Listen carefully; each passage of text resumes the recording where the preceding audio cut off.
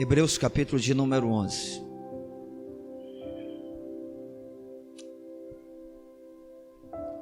Versículo de número 1 até o 3.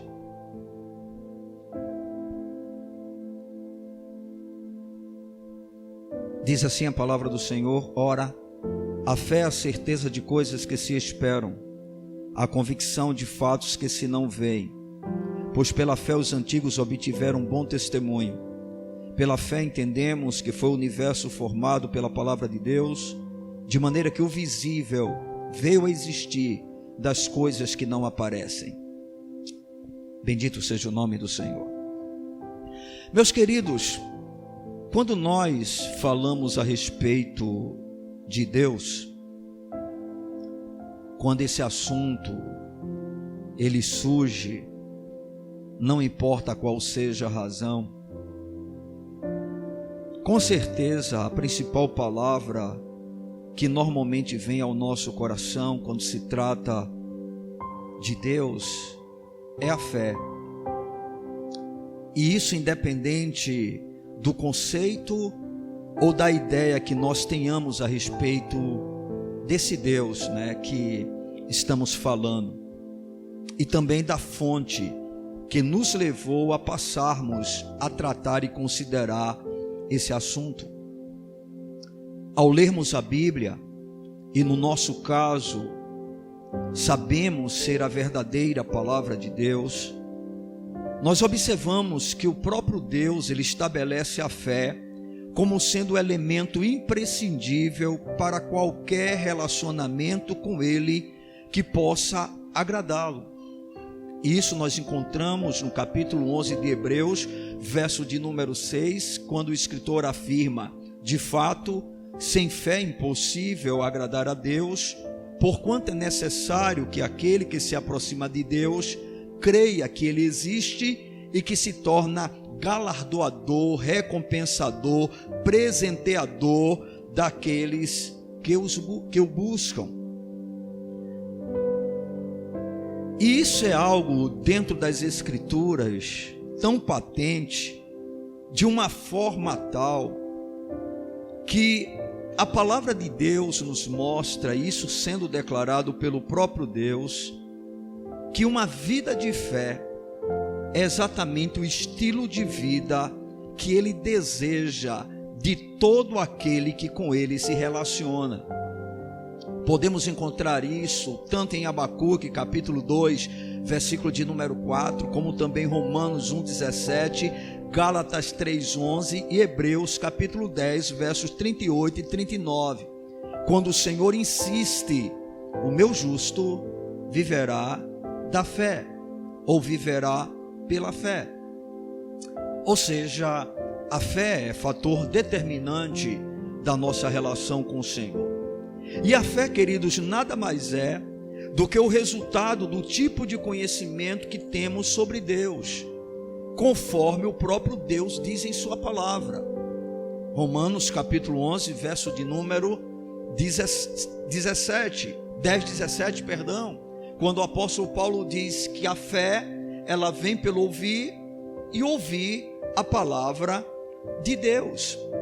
Ou seja, o que eu vou ouvir sobre Deus determinará a minha fé. Isso significa que a minha fé nunca poderá ir além do conhecimento que eu tenho sobre o Deus que eu acredito. E o tamanho da minha fé dependerá no quanto eu acredito sobre o que eu conheço sobre esse Deus. Mas por favor, ouça com atenção, porque isso é muito importante. O que eu vou ouvir sobre Deus determinará a minha fé. A maneira como eu vou acreditar em Deus está relacionada àquilo que eu ouço a respeito dele. Toda a fé que nós temos em Deus está baseada em alguma coisa que nós ouvimos por parte de alguém, independente de qual seja a fonte, tá certo? Então, o tipo de fé que eu tenho vai depender disso, tá certo? O que eu ouço vai determinar a minha fé. E aí, a outra frase que eu afirmei é: isso significa que a minha fé, presta atenção, ela nunca poderá ir além do conhecimento que eu tenho sobre o Deus que eu acredito. A minha fé nunca estará acima do conhecimento que eu tenho do próprio Deus, que eu digo que creio. Eu não posso ter uma fé maior do que o conhecimento que eu tenho a respeito do Deus que eu digo que creio. E uma outra coisa importante, tá certo? É que o tamanho da minha fé, porque a gente fala muito sobre uma pequena fé e uma grande fé. Na verdade, Jesus disse que algumas pessoas demonstravam uma pequena fé, enquanto outras ele elogiou dizendo: grande é a tua fé. Então, por favor, entendam, o tamanho da minha fé vai depender no quanto eu acredito sobre o que eu conheço sobre o Deus que eu estou dizendo que creio. É isso que vai identificar o tamanho da minha fé. É o quanto realmente eu acredito, ou seja, as minhas convicções a respeito desse conhecimento que eu tenho de Deus é o que vai determinar, apontar o tamanho da minha fé, se ela é uma fé pequena ou se ela é uma fé grande. Quando a nossa fé, queridos, é depositada em Deus, mediante o conhecimento que adquirimos dele, através da sua gloriosa palavra, aí eu chamo a sua atenção, porque o que nós estamos mostrando é que a fé que nós temos está baseada em relação àquilo que nós ouvimos sobre Deus. Ou seja, por exemplo, se eu hoje fosse um budista, a minha fé em Deus seria de acordo com aquilo que os ensinamentos budistas apresentam sobre Deus. Se eu fosse um muçulmano, eu acreditaria em Deus de acordo com o Islã. Se eu fosse um kardecista, eu acreditaria em Deus de acordo com o Espiritismo segundo Allan Kardec. Mas como eu sou um cristão, eu acredito em Deus de acordo com as santas e sagradas Escrituras. Bendito seja o nome do Senhor. Então, queridos, quando a nossa fé é depositada em Deus, mediante o conhecimento que adquirimos dele, através de sua gloriosa palavra, essa mesma fé produzirá alguns efeitos na nossa vida, que se manifestarão progressivamente na vida daquele que possui esse tipo de fé. E quais são esses efeitos que a fé, quando depositada na palavra de Deus, onde conhecemos Deus através da sua palavra, produzem ou são produzidos em nós? Quais são esses efeitos? Vamos àquilo que a gente deseja tratar nessa noite. O primeiro efeito da fé, quando depositada na bendita e gloriosa palavra de Deus, ou seja, a minha fé em Deus não é do que eu ouvi falar de A, de B e de C. A minha fé em Deus não vem da tradição dos meus pais. A minha fé em Deus não vem de outros livros. Ela brota da genuína e gloriosa palavra de Deus. E qual é o primeiro efeito que nós poderíamos falar que a fé na palavra de Deus vai produzir? O primeiro efeito que eu gostaria que os irmãos compreendessem é que é uma vida transformada pela própria palavra de Deus. Quando eu creio em Deus segundo as Escrituras, quando eu creio em Deus segundo Ele se revela dentro de sua palavra, quando eu creio em Deus segundo a Bíblia, o primeiro efeito na minha vida é que ela é transformada, ela é mudada, ela sofre uma revolução profunda, de tal maneira que essa mesma palavra afirma que quem tem tal experiência é uma nova criatura, há um novo nascimento, há uma mudança de mente, há uma mudança de coração, há uma mudança em todos os aspectos da vida, irmãos. Isso é algo tremendo. Eu quero que você compreenda nessa noite que uma fé em Deus que não transforma aquele que a possui não pode ser chamada de fé. Não pode. A verdadeira fé, a fé que é depositada no Deus da Bíblia e que é revelada por Ele dentro da sua palavra, tem como um dos seus efeitos uma vida transformada. Aleluia!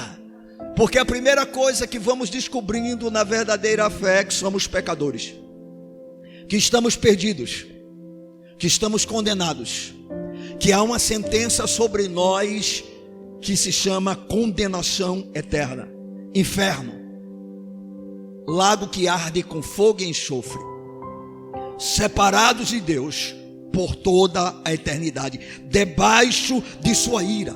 Aprendemos que não há um justo, que não há nenhum sequer, que todos pecaram, que todos se extraviaram, que todos se fizeram juntamente inúteis. Não há quem faça o bem, não há nem sequer um. Nós descobrimos que em Adão, essa é a nossa realidade. Nós descobrimos que em Adão, todas as obras de justiça que fazemos são trapos de imundícia aos olhos de Deus. Nada tem valor, tudo que é da carne é morte. E aí, quando ouvimos ou depositamos a fé nessa palavra, essa fé vai trazer arrependimento. E aí, quando isso acontece, nós somos transformados. O poder do Espírito Santo opera em nós. Deus nos dá uma nova vida. Deus arranca de nós o coração de pedra, nos dá um coração de carne e põe em nós o seu Espírito, e nos dá agora a capacidade de vivermos uma nova realidade de vida. Bendito seja o nome do Senhor. Não há fé quando não existe mudança. Você pode conhecer a Bíblia de capa a capa, você pode conhecer tudo sobre a palavra de Deus, mas você não crê verdadeiramente nessa palavra. Porque essa palavra, quando de fato opera no coração do homem, é impossível que o homem permaneça como está.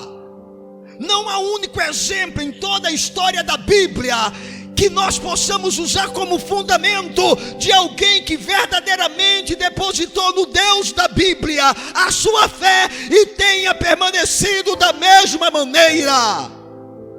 Porque se tem alguém que pode mudar a vida do homem, se chama Deus. Aleluia! Ele é o único com essa capacidade de poder. A ciência não pode. Observem que apesar de todo o avanço da ciência, da tecnologia, da medicina, da psicologia e de todas as IAs que tem aí pela vida, o homem permanece indo de mal a pior. Eu posso lhe garantir que o homem sempre foi ruim, mas nós começamos a fazer parte de uma geração em que provavelmente nenhuma outra foi semelhante a esta. Tamanha é a maldade do nosso coração. Nós estamos chegando ao ponto de assassinarmos crianças no ventre materno, tornando isso algo totalmente natural, como se fosse a coisa mais comum do planeta Terra, quebrando claramente o 5º mandamento que diz: não matarás. Perdão, o 6º mandamento. O 5º é: honra teu pai e tua mãe, para que se prolongue os teus dias de vida. Quebrando o 6º mandamento. Amados, o homem é mau, e por mais que ele demonstre que tenha fé, essa é a realidade do seu coração. O muçulmano, por exemplo, ele afirma ter uma grande fé no Deus a quem ele chama de Alá, mas a sua natureza é perversa. E ele pode matar um cristão rindo, dizendo que está fazendo um favor a Deus. Ele está pronto para sacrificar a própria vida a fim de matar aqueles que eles chamam de herege. Por quê? Porque ele continua no seu coração como assassino, apesar de toda a sua fé. Amados, nenhuma fé que não transforma o homem pode ser chamada de verdadeira fé. Mas a fé que é depositada no Deus das Escrituras e que começa a conhecer a Deus através das Escrituras é uma fé que transforma. Você já foi transformado por esse Deus? Se isso aconteceu, é prova de que você acredita nele. caso não haja transformação profunda na sua vida. Eu não estou falando de deixar de beber, de deixar de farrar, né? Não estou falando disso, eu estou falando em mudança real. Qualquer um pode deixar de beber, até por força de vontade. Qualquer um pode parar de traficar. Qualquer um pode parar de consumir drogas. Mas somente Deus muda o coração e faz uma transformação profunda, de tal maneira que quem mentia não mente mais, quem furtava não furta mais, quem adulterava não adultera mais, quem idolatrava não idolatra mais, quem odiava agora ama. Isso é fé. Porque quando nós estamos em Cristo, o que é que diz as Escrituras? Nova criatura nós somos. A fé, queridos, ela produz uma vida transformada pela palavra de Deus. Porque a palavra de Deus vai se tornar o prumo daquele que crê. Ou seja, toda a nossa vida, a partir de então, começa a ser moldada por Deus, através das suas mãos graciosas, usando a sua gloriosa palavra. Quem produz mudanças em nós não somos nós mesmos, é Deus. O instrumento que Ele usa é a sua palavra, e é o seu Espírito que aplica essa palavra no nosso coração. Mas isso só acontece quando nós verdadeiramente cremos. Entrar dentro de uma religião não muda ninguém. Pode fazer uma reforma por fora, mas não produz uma mudança por dentro. Somente a fé, o Deus Todo-Poderoso, muda o homem de dentro para fora. O segundo efeito da fé, queridos, que nós podemos com certeza observar isso à medida que nós vamos conhecendo esse Deus por meio de sua palavra e crendo nele, é que quando alguém crê realmente no Senhor através da Bíblia, passa a obedecer a palavra de Deus. Glorificado seja o nome do Senhor. No livro de Hebreus, no capítulo de número 11, versículo de número 8, o escritor diz assim: pela fé, Abraão, quando chamado, fez o quê? Abraão, quando chamado, fez o quê? Obedeceu a fim de ir para um lugar que devia receber por herança, e partiu sem saber onde ia. O que tornou Abraão justo não foram os sacrifícios que ele ofereceu para Deus, mas exatamente a sua obediência às ordens que ele dava. Porque não há verdadeira fé sem obediência. A transformação ocorre, e a partir de então o desejo daquele que tem uma fé genuína se torna obedecer a Deus. Travaremos lutas, enfrentaremos dificuldades, observaremos muitas fraquezas em nós, mas temos um Deus que nos ajudará a viver aquilo que Ele mesmo estabelece para a nossa vida, porque aquilo que nós não podemos, Ele pode. Como já disse, não podemos mudar a nós mesmos, mas é um Deus de graça, que coloca toda essa graça em nosso favor, à nossa disposição. Para quê? Para que possamos obedecê-lo. No livro de Tiago, capítulo de número 2, os versos 21 a 23, nós temos uma palavra dita por Tiago, que vale a pena a gente olhar. Diz assim a palavra do Senhor: não foi por obras que Abraão, nosso pai, foi justificado, quando ofereceu sobre o altar o próprio filho Isaque? Vês como a fé operava juntamente com as suas obras. Com efeito, foi pelas obras que a fé se consumou, e se cumpriu a escritura, a qual diz: ora, Abraão creu em Deus, e isso lhe foi imputado para a justiça, e foi chamado amigo de Deus. E qual é a obra aqui que Deus está falando através de Tiago? A entrega que Abraão fez em relação ao seu filho. não foi nenhuma obra de caridade, não foi nenhum sacrifício financeiro. Quando Deus disse para Abraão: dá-me o teu filho Isaque, a Bíblia diz que Abraão creu em Deus. E o que foi que determinou a fé de Abraão foi o fato que ele estava pronto para sacrificar o seu filho, e de fato, diante de Deus, ele o sacrificou. Deus viu a fé de Abraão, percebeu que com ele havia uma aliança, e ele foi chamado amigo de Deus e justificado por meio da fé. Quando nós realmente cremos no Senhor através de sua palavra, a nossa vida é transformada por essa mesma palavra, e a partir de então a gente começa uma luta para obedecer essa palavra. Às vezes nós somos filhos rebeldes, sim. Às vezes nós tentamos lutar contra Deus, mas por favor, todo filho legítimo, ele quer agradar ao pai. E mesmo diante dos desafios que ele enfrenta, ele está pronto, ele está disposto a lutar até o fim, porque ele quer agradar ao seu pai. Ele sabe o que esse pai tem feito por ele, ele é grato a esse pai. Oh irmãos, o filho legítimo de Deus não quer estar na casa do pai por causa do cordeiro para matar, nem da festa para se oferecer, mas ele quer estar na casa do pai porque o pai está presente. Aleluia! Isso é maravilhoso. Quando nós vamos avançando na nossa fé, quando a gente se aproxima de Deus, nós somos mais ou menos como criança que se alegram com os presentes que o pai dá.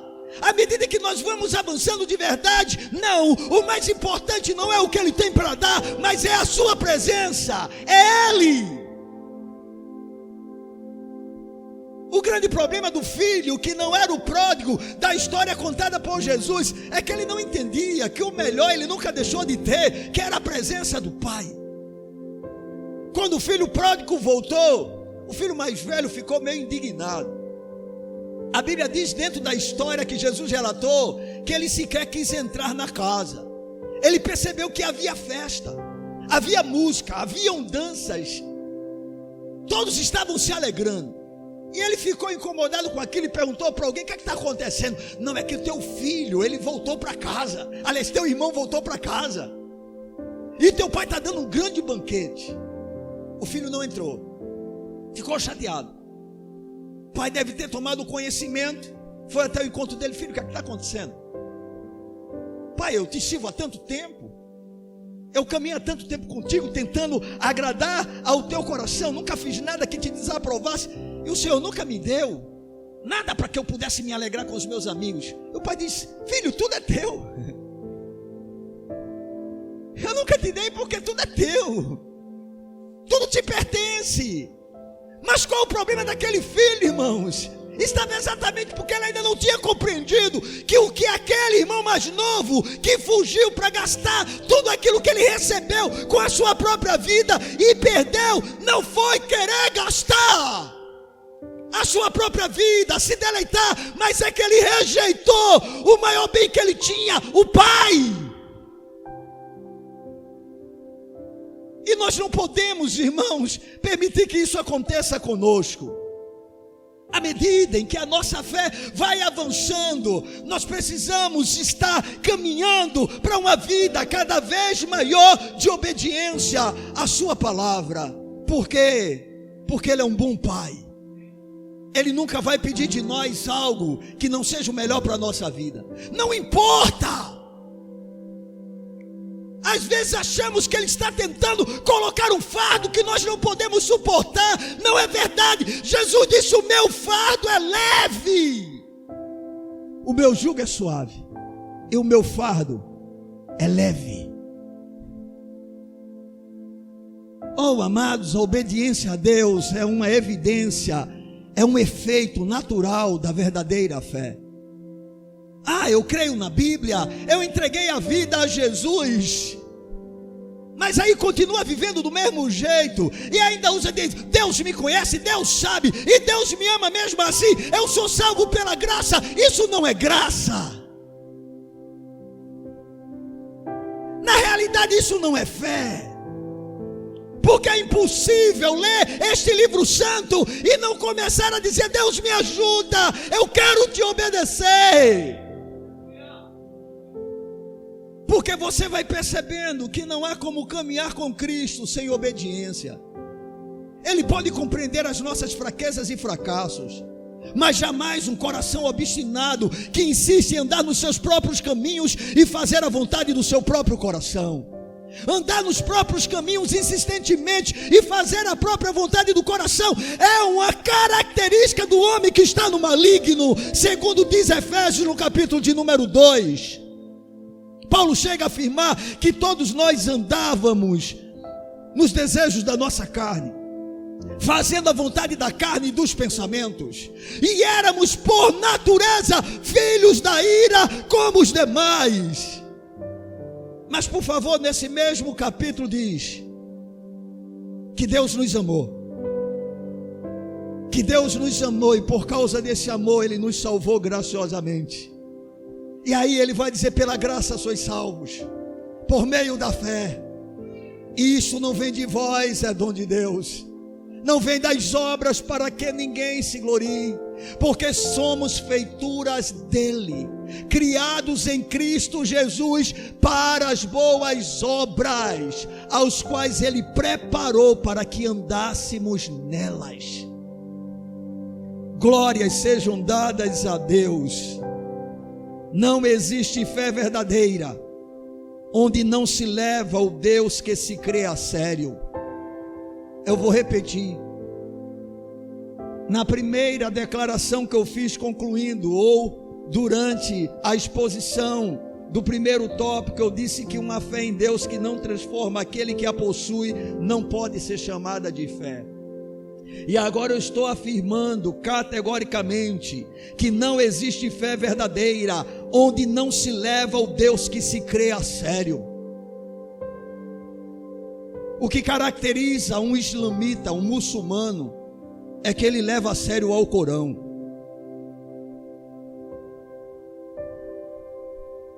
Aquilo que Allah diz para ele é lei, ele está disposto a fazer, não importa o que os outros digam.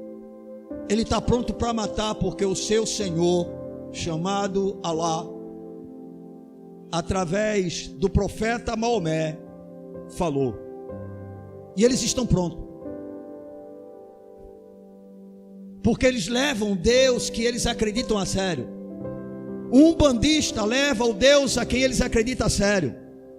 Se o Deus dele dizer: faça um trabalho de bruxaria, ele vai e faz. Me dê tanto em dinheiro, ele vai dar. Mata, faça um sacrifício, ele vai e faz. Vá lá no cemitério de tal hora da noite e ofereça um sacrifício, ele vai. Sabe por quê? Porque ele leva o Deus a quem ele acredita a sério. Agora existe um povo chamado cristão que diz que Yahvé é o seu Deus, que diz que a palavra de Deus é o seu guia, e no entanto trata Deus e essa palavra como se Deus não fosse real. Na verdade, muitas vezes zombamos das Escrituras com a maneira como nós vivemos, e isso não é fé. Ah, amados, se nós acreditássemos em céu e inferno, como a Bíblia explica, se nós acreditássemos realmente no Deus da Bíblia, provavelmente nós obedeceríamos muito mais a sua gloriosa palavra, independente dos outros, porque fé é pessoal. Cada um tem a sua própria fé. E esse é o segundo efeito que a fé na palavra de Deus, que revela esse Deus da palavra, produz. O terceiro efeito, queridos, é que a fé depositada nas Escrituras, que afirma crer em Deus pela sua palavra, é que esse tipo de fé vai produzir para aquele que a possui uma dependência do Deus da palavra. Queridos, quanto maior é a fé em Deus, maior é a dependência dele. Quanto mais cremos em Deus, mais dependente nos tornamos dele, da sua graça, do seu amor, da sua bondade, da sua misericórdia, do seu poder, da sua provisão, do seu livramento, da sua direção. Ele começa a se tornar tudo para nós. Ele passa a ser pão que alimenta, água que sacia a sede, luz que ilumina a estrada. Ele se torna o porto em que a gente pode descansar. A dependência vai aumentando. Irmãos, é impossível um crente crescendo em fé e ele ir se tornando mais e mais independente de Deus. É o contrário. Ele vai se tornando dependente. Eu acho a fé madura, que é muito semelhante ao início da fé, só que com as marcas da maturidade. Porque, irmãos, quando alguém realmente nasce de novo e tem uma experiência com o Senhor, se torna um bebê espiritual. É um dos momentos mais bonitos da fé. Porque tal pessoa, no pouco conhecimento que ela tem de Deus, ela se joga nesse Deus e passa então a partir daí a se lançar nele, a depender dele, pelo menos nos primeiros momentos. Tudo ela recorre a ele, ela quer orientação da parte dele, ela deseja conhecê-lo melhor. É uma coisa linda. É por isso que Deus opera tantos milagres no início da fé, quando realmente essa fé é real, ela é uma fé firme em Deus e na sua palavra. Muitas coisas maravilhosas acontecem, e aí os bebês ficam assim, meio assim, né, entusiasmados. Vai passando o tempo, o primeiro amor vai esfriando, e aí vai se crescendo em termos de um conhecimento intelectual, e o coração vai se inchando. E alguns começam a perder essa dependência de Deus. Já não se recorre mais a Ele. Se tenta resolver do próprio jeito, fazer na força. Começamos a querer dar jeitinho no lugar de Deus, ajeitar as coisas, porque a gente acha que Deus não vai fazer. Aí quando a gente vai envelhecendo na fé de verdade, vai se tornando um ancião. O que é que marca a velhice? Fraqueza humana. Já não há mais o mesmo vigor para correr, já não há mais a mesma força para trabalhar, já não há nem mais mesmo o tom da voz começa a baixar, começa a diminuir. Quando a gente envelhece mesmo, nem grito a gente consegue dar. O que é que a gente vai se tornando? Totalmente dependente de Deus. No período de infância, você pega uma criança, sai com ela, se você brincar, ela dá uma carreira. Se você soltá-la, ela acha que pode caminhar só. Mas o ancião que está com a idade bem avançada, se ele não tiver com uma pessoa junto dele, ele tem que ter pelo menos uma bengala. Por quê? Porque isso é dependência. A gente começa dependendo, e se o curso da vida terminasse de maneira natural, nós terminaríamos dependendo. É praticamente como se a gente voltasse ao início, só que agora de forma diferente. Agora não há mais ímpeto, agora não há mais nenhuma força, e é uma dependência totalmente consciente, porque a criança, ela é dependente porque ela praticamente não tem uma outra alternativa. Mas não um ancião, ele sabe. Quando é um ancião, claro, consciente, né? Que tem uns velhinhos que é ruim de lidar, né? É brabo. Eu estou falando de uma maturidade, tá certo? Normal, natural, né? De uma pessoa de um cristão. Então ele vai se tornando mais e mais o que? Dependente. Bendito seja o nome do Senhor. Quando nós temos fé, irmãos, e vamos avançando nessa fé, nesse Deus que se revela através dessa palavra, a nossa vida é transformada por essa palavra, nós passamos a obedecê-la e vamos gradativamente aprendendo mais e mais a depender do Deus da palavra. É por isso que esse Deus às vezes nos coloca em tantas situações que nós não sabemos o que fazer, para que a gente se renda e diga: Senhor, eu não posso nada, mas Tu és tudo para mim, eu confio em Ti. Oh, que lugar tranquilo, né, irmãos, que o Senhor quer nos levar, onde acabe toda a agitação do nosso coração, porque estamos totalmente dependentes dEle. Amados, um outro efeito da fé que eu gostaria de compartilhar com os irmãos, porque com certeza esse é um assunto muito importante, em especial nos dias que nós estamos vivendo, é que aqueles que acreditam em Deus segundo essa bendita palavra que o revela, essa pessoa passa a ter segurança em Deus. A dependência que nós depositamos nele não é porque nós não temos opção, é porque ele nos dá segurança. Você entende? Eu posso depender de uma pessoa porque não tem mais jeito, mas ainda assim está inseguro. Eu não sei, ela não está aqui presente, tá não?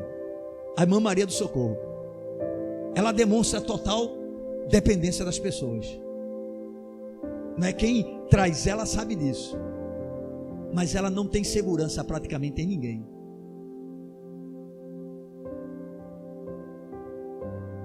Pode tentar trazer ela, qualquer coisa que você fizer ela já está, e dependendo de quem seja, ela diz: não veio outra pessoa aqui para me ajudar.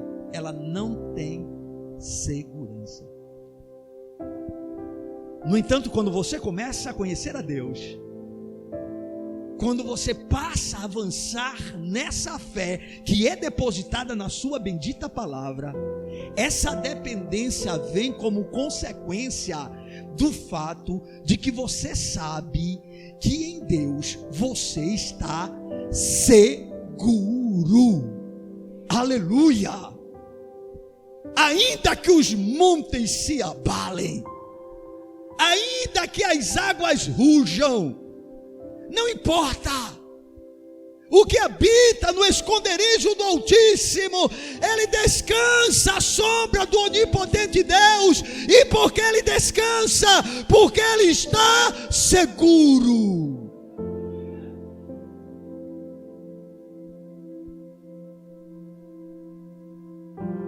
Em 2 Timóteo, capítulo de número 1, verso de número 12, nós temos uma afirmação que foi feita pelo apóstolo Paulo, que mostra para nós o que isso significa.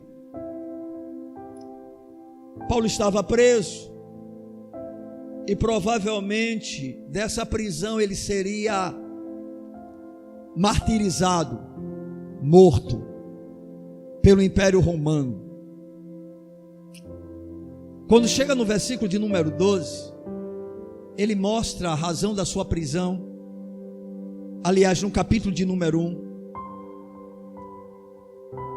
E quando chega no versículo 12, ele diz: e por isso estou sofrendo estas coisas. No caso, prisões, perseguições, tantas coisas que Paulo passava. Todavia, eu não me envergonho, porque sei em quem tenho crido, e estou certo de que Ele é poderoso para guardar o meu depósito até aquele dia. Paulo está dizendo: tudo isso está acontecendo comigo, mas fiquem tranquilos, porque eu sei em quem eu tenho depositado a minha fé. A minha fé não é uma fé que é posta em um conhecimento de Deus que eu simplesmente adquiri por meio de falas humanas. Eu conheço a Deus experiencialmente pela sua palavra, e eu estou certo, seguro de que Ele é poderoso para guardar o meu depósito, o meu tesouro, até o dia final, até aquele dia. Ou seja, queridos, a fé, quando nós realmente depositamos na genuína e gloriosa palavra de Deus, ela vai trazendo como efeito na nossa vida, dentre estes efeitos, um se chama segurança.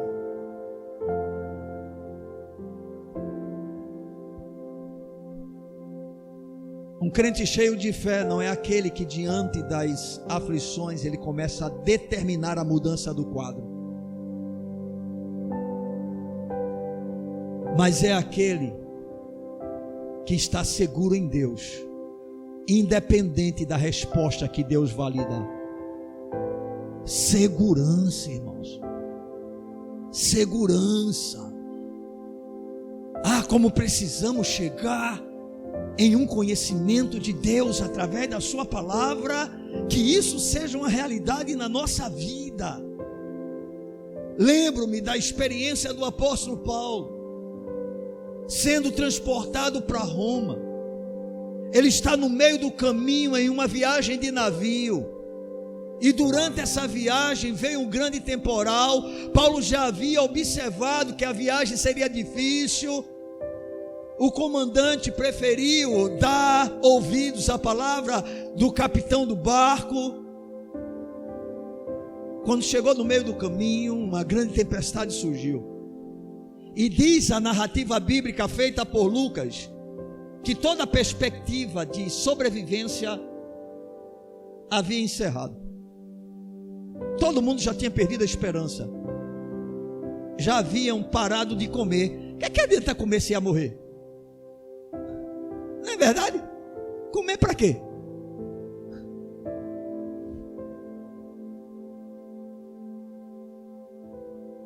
Aí Paulo, depois de se perder toda a expectativa de vida, ele calmamente chega para o capitão e diz: varões, o Deus de quem eu sou e a quem eu sirvo esteve comigo, e ninguém vai se perder.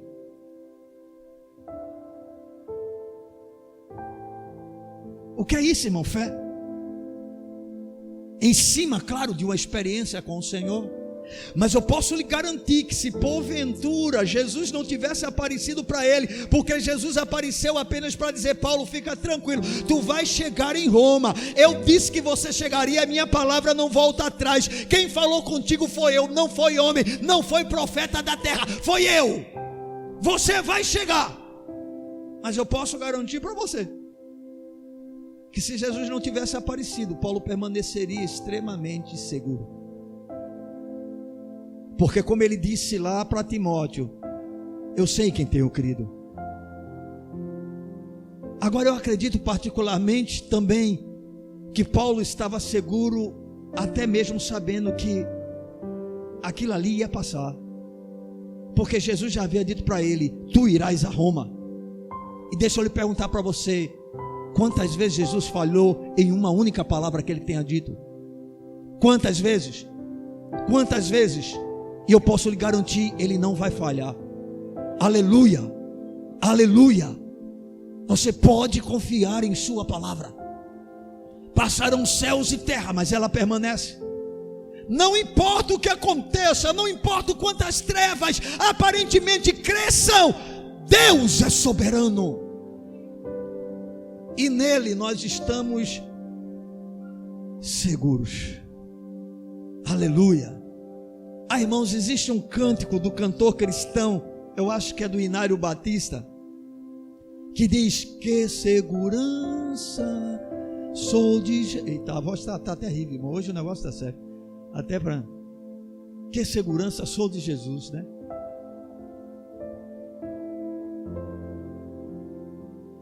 Um outro diz: seguro estou, não tenho temor do mal, guardado pela fé em meu Jesus.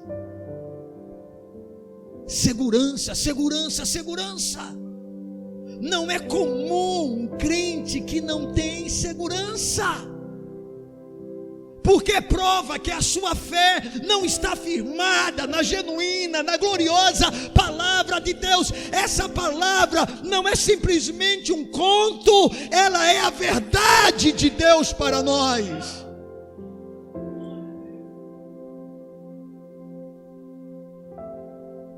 Será realmente que cremos no Deus da palavra conforme Ele se revela nessa mesma palavra?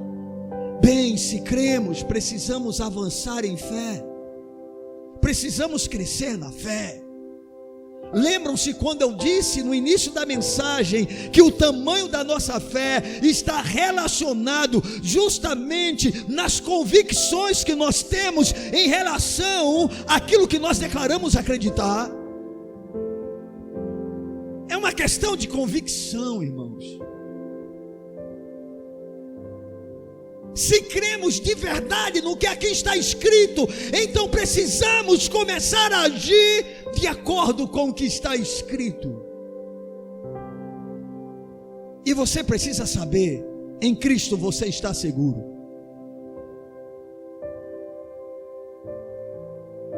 Totalmente.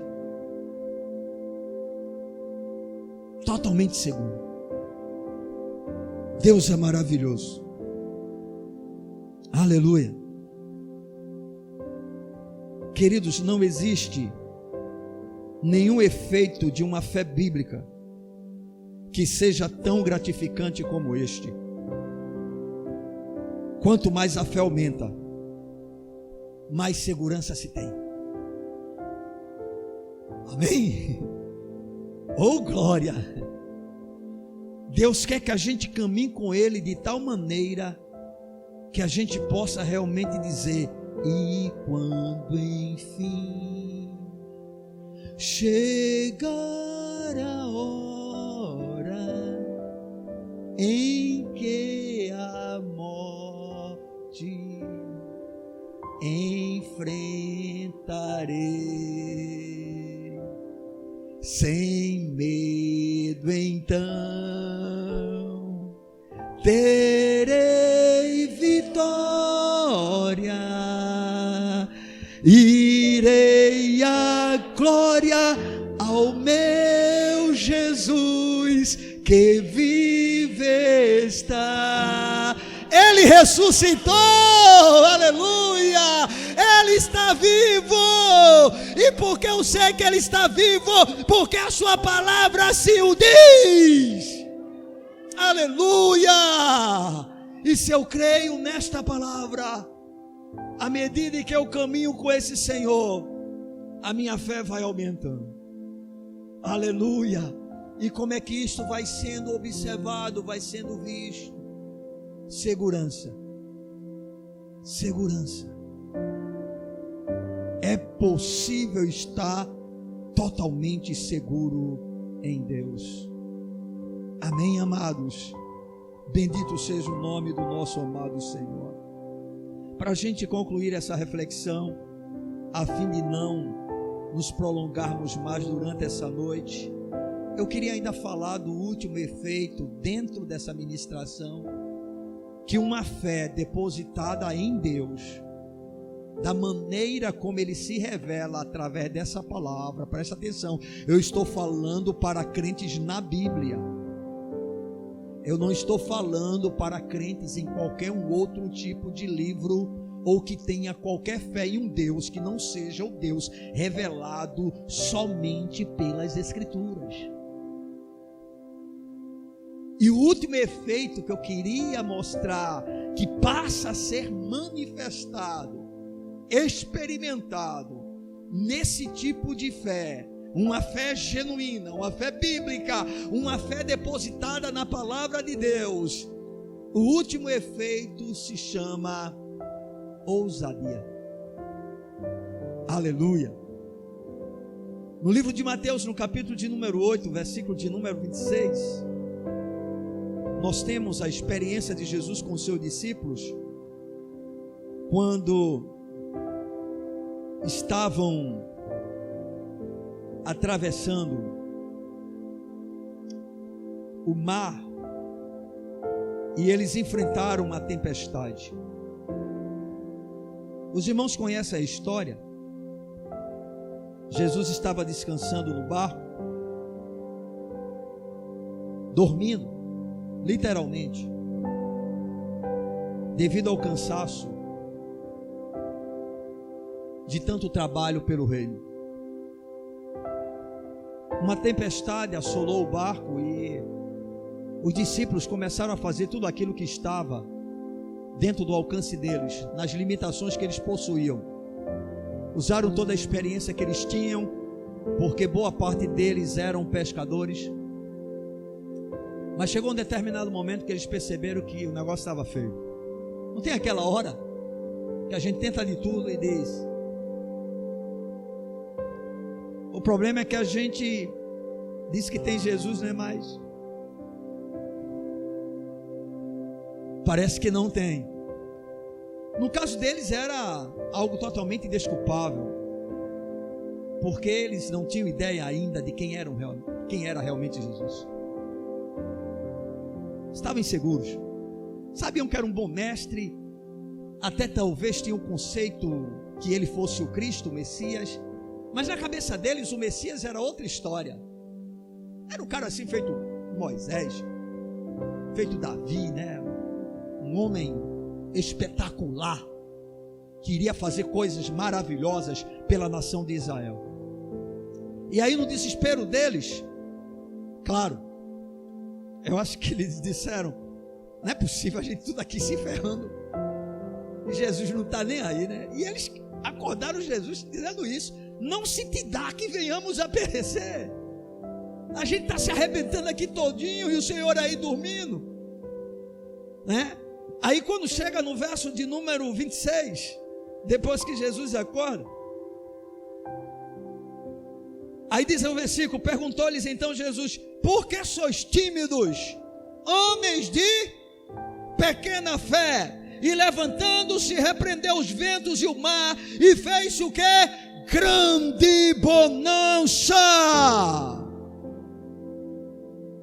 Essa palavra tímido tem mais ou menos o sentido de medo, covardia. Por que é que vocês são tão covardes? Por que é que vocês têm pequena fé? Por que, irmãos? Porque a fé, à medida que ela vai avançando, vai dando a quem a possui algo chamado ousadia.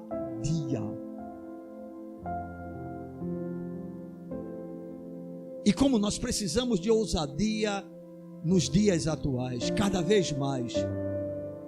Hoje eu recebi um vídeo que um irmão nosso mandou, e nesse vídeo falava que já existem mais de 1000 variações do coronavírus. É o que eles chamam de cepa do coronavírus. Só no Brasil já se tem 92 variações. Dessas 92 variações, existem 3 que são mais perigosas.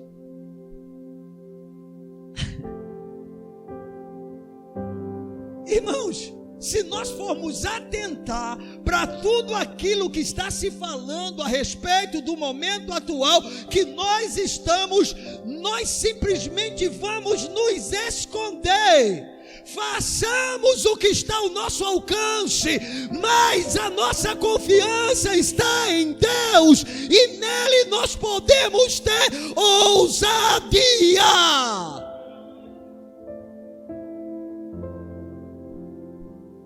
Paulo, escrevendo a Timóteo na sua segunda epístola, no capítulo 1, versículo de número 7, ele afirma que Deus não nos deu espírito de medo, de timidez, mas de ousadia, de moderação, de poder. O que é isso, irmãos? É o resultado de uma fé que cresce, de uma fé que avança. Quando nós começamos a crer nas Escrituras e vamos prosperando nessa fé, um dos efeitos é que vamos nos tornando cada vez mais ousados.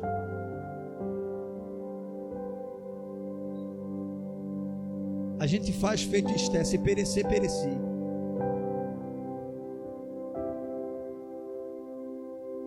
Se morrer, morri. A gente faz feito Davi. Quem é esse incircunciso de coração que ousa desafiar o exército do Deus vivo? Tu vens a mim com espada e com lança, eu vou a ti em nome do Senhor dos exércitos. Mas você é um garoto, você é um menino. É verdade, mas quando eu estava lá no campo tomando conta das ovelhas, aí veio um leão e veio um urso, e eu peguei o leão e o urso e matei. Se Deus me deu o leão e o urso, Deus me dará esse gigante nas minhas mãos. Isso se chama ousadia. Efeito de quê? De uma fé prática, de uma fé operante, de uma fé que está avançando, de uma fé que está experimentando dia após dia a bondade e a fidelidade de Deus. Se Deus nos guardou até agora, Ele continuará nos guardando. E se Ele porventura quiser tirar a nossa vida é dele. Paulo disse: quer vivamos ou morramos, somos do Senhor. Ei, temos dono. Temos dono. E como disse Judas, Ele nos guardará até aquele dia de todo tropeço. Ele nos guardará. Bendito seja o nome do Senhor. Amados, como precisamos de ousadia. Como disse o nosso amado irmão Wagner, se eu não me engano, agora no domingo, e aí vocês já ouviram isso outras vezes: coragem não é ausência de medo. Coragem é, apesar do medo, eu vou.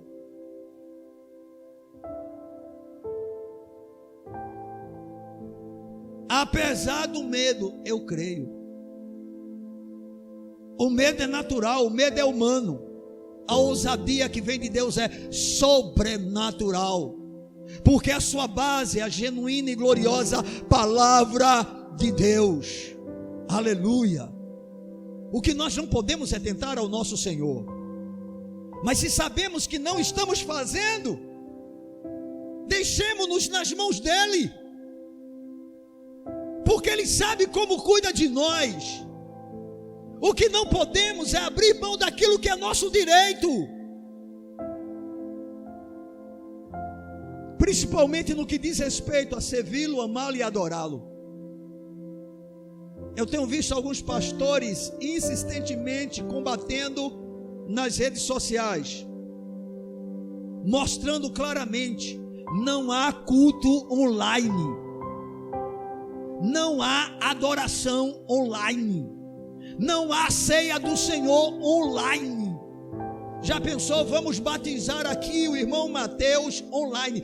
Mateus, você que está aí na sua casa, fica aí em uma bacia d'água. Agora com toda a igreja online. Mateus, você reconhece a Cristo como o Senhor e Salvador da sua vida? Você está disposto a servi-lo, amá-lo e adorá-lo, independente de qualquer coisa? Então Mateus, se afogue em nome do Pai, do Filho e do Espírito Santo. Se jogue na água.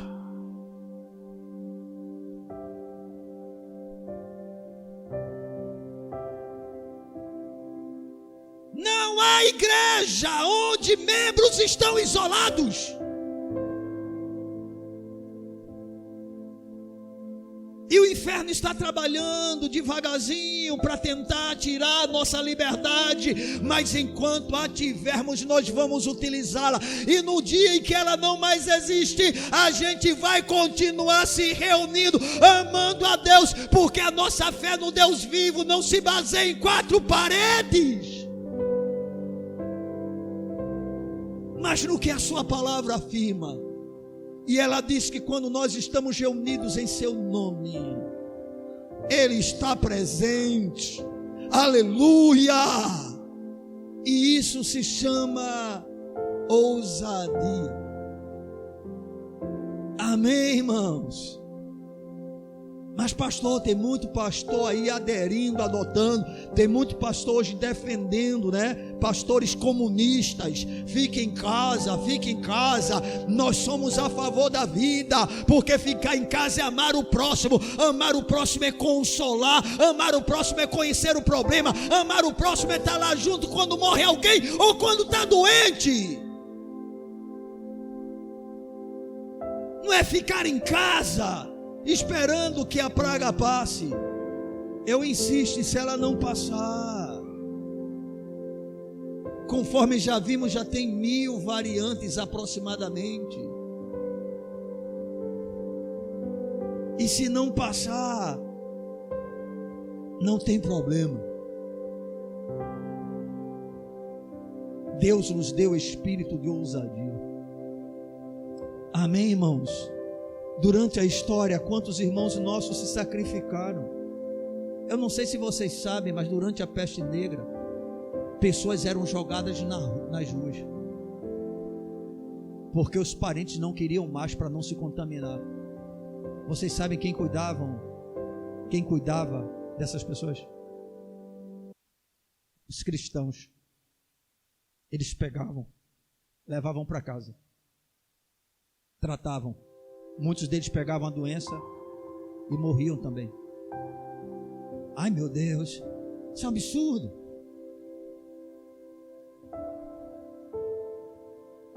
É um absurdo para uma geração que conhece a Deus apenas por causa dessa vida. Eu reconheço, é um absurdo.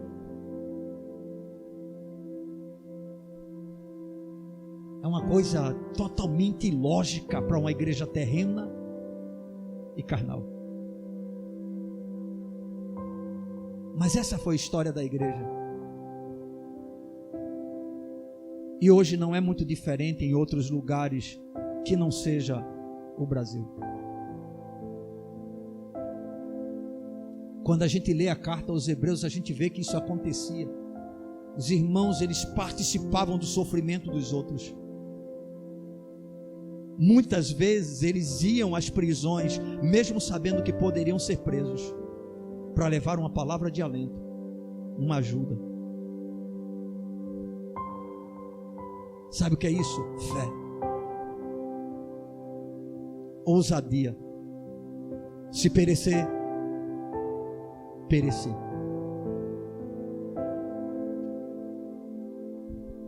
Bem, amados, para a gente concluir essa reflexão, eu quero dizer para aqueles que aqui estão, que se nós cremos em Deus, e essa fé é o resultado do conhecimento de quem é esse Deus, através da sua palavra, então vivamos de tal maneira a experimentarmos os efeitos desta fé.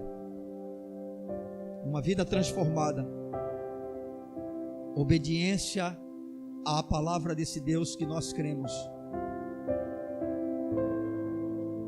uma crescente dependência do Deus da palavra, segurança nesse mesmo Deus e ousadia. Esses são os efeitos de uma fé que é depositada em Deus através desse livro santo. Uma fé que não vai produzindo essas coisas não pode ser chamado de uma fé bíblica. E que Deus tenha misericórdia de nós, e que Ele nos ajude, e que o passar do tempo não seja mais um obstáculo no avanço da nossa fé. Deveria ser o contrário, irmãos. Deveria contribuir, ao invés de atrapalhar a nossa fé. Vamos ficar de pé na presença desse Deus.